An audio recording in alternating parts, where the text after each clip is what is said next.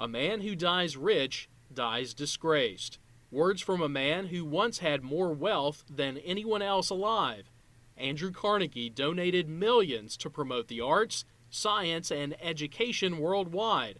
Carnegie Hall, Carnegie Mellon University, the Carnegie Museums of Pittsburgh are all well-known institutions created by his philanthropy.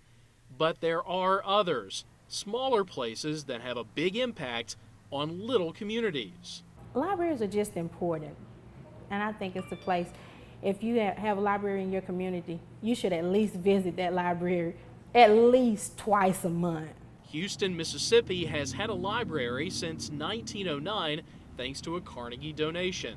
It's one of nearly 1,700 community libraries created by Carnegie.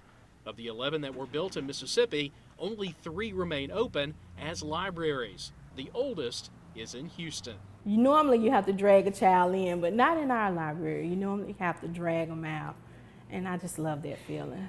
Lisa Mims is the manager of the library. She was born and raised in Houston and fell in love with books right here. She wants the kids in Houston today to have that same experience. I'm all for technology. It's great, it's good, it's the thing of today.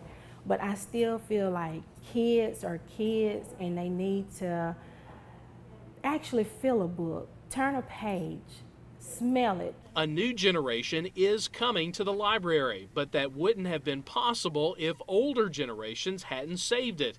There was talk of tearing the building down in the 1980s. We expressed our concern that this was the first, and you don't tear down a first and you don't rebuild a first. This building had to be preserved. There are things in the past that are worth holding on to, but there's also a place to modernize and move forward, and that there's no problem with combining the two.